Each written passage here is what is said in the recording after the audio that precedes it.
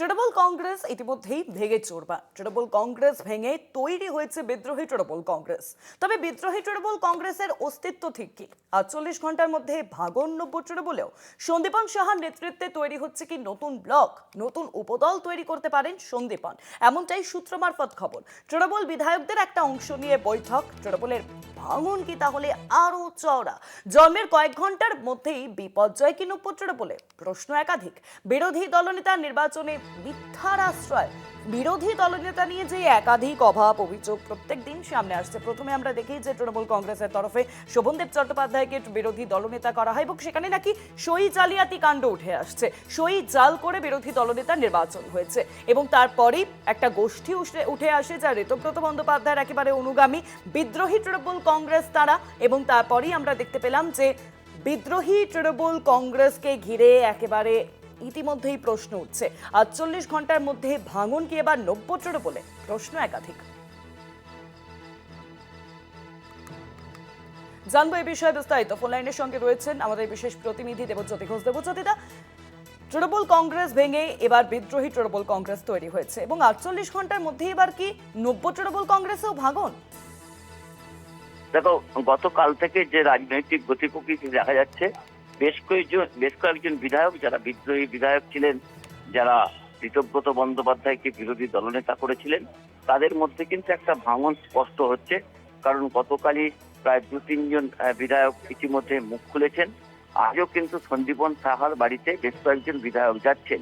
এখন তারা কি বক্তব্য রাখেন তার দিকে রাজনৈতিক মহল তাকিয়ে রয়েছে। আজকে মমতা বন্দ্যোপাধ্যায়ের একটা বৈঠক রয়েছে তার কালীঘাটের বাড়িতে বিকেল ৪টার সময়। সেখানে বেশ কিছু বিধায়ককে ডাকা হয়েছে, বেশ কিছু সাংসদ থাকবেন, দলের প্রথম সারির নেতারা উপস্থিত থাকবেন এবং সেই জায়গাতে দলের পক্ষ থেকে মমতা বন্দ্যোপাধ্যায় নিজে এবং কুণাল ঘোষ একাধিক বিধায়কের সঙ্গে যোগাযোগ করেছেন। এখন তারা আজকে কি ভূমিকা নেন, তারা কি সত্যি বিদ্রোহী হন নাকি মুখ বন্ধ করে ঋতব্রত বন্দ্যোপাধ্যায়ের যে বিরোধী দল তৈরি হয়েছে সেখানে থাকেন, তার দিকে রাজনৈতিক মহল তাকিয়ে রয়েছে। সেই জায়গায় আরেকটি প্রশ্ন উঠছে যে রাজ্য রাজনীতির অন্তরে যে সন্দীপন সাহার নেতৃত্বে কি তৈরি হচ্ছে কোনো নতুন ব্লক? দেখো, যেহেতু সন্দীপন সাহা আজকে একটা সাংবাদিক সম্মেলন 11টার সময় ডেকেছেন, সেখানে তিনি কিন্তু বেশ কিছু কাজকর্মে অত্যন্ত খুশি।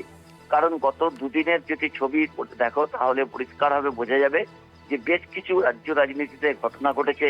সন্দীপন সাহার বাড়িতে বিক্ষোভ হয়েছে এবং সেখানে তাকে চোর চোর স্লোগান দেওয়া হয়েছে। এইসব বিষয়গুলো কিন্তু জড়িয়ে রয়েছে। সেই জায়গাতে একটা আভ্যন্তরীণ সমীকরণ তৈরি হচ্ছে। সেই সমীকরণের জায়গা থেকে আজকে সন্দীপন সাহা কি পদক্ষেপ নেন, কারণ তার সঙ্গে বেশ কয়েকজন বিদ্রোহী বিধায়ক কিন্তু উপস্থিত থাকবেন। সেই জায়গাতে আগামী কয়েকটা ঘন্টা অত্যন্ত গুরুত্বপূর্ণ। সেই কয়েকটা ঘন্টা কাটলেই রাজনৈতিক চরিত্র কি তা বোঝা যাবে, তবে রাজনৈতিক সমীকরণ কি হচ্ছে সেটাও বোঝা যাবে। তবে কিছুক্ষণ অপেক্ষা করতে হবে। ৪৮ ঘন্টার মধ্যেই কি ভাঙন শুরু হবে? কারণ গতকাল যেভাবে ৬০ জন বিধায়কের ৫৮ জনের সই দেওয়া হয়েছিল, ২ জন আরো রাজি ছিলেন, অর্থাৎ ৬০ জন বিধায়কের কথা বলা হয়েছিল, কিন্তু পরিষদীয় দলের প্রথম বৈঠক, সেখানে মাত্র ২২ জন উপস্থিত ছিলেন। তার থেকেই পরিষ্কার হচ্ছে যে ৩৮% বিধায়ক শুধুমাত্র উপস্থিত ছিলেন। সেই জায়গাতে এই যে জোট তৈরি হয়েছে বা ব্লক তৈরি হয়েছে ঋতব্রত বন্দ্যোপাধ্যায়ের পক্ষে, সেই ব্লক কতক্ষণ স্থায়ী থাকবে নাকি সন্দীপন সাহার নেতৃত্বে নতুন ব্লক তৈরি হবে তা জানার জন্য অপেক্ষা করতে হবে আরো কয়েক ঘন্টা। একদমই তাই। অনেক ধন্যবাদ তোমায় দেবজ্যোতিদা। ফোন লাইনের সঙ্গে ছিলেন বিশেষ প্রতিনিধি দেবজ্যোতি ঘোষ।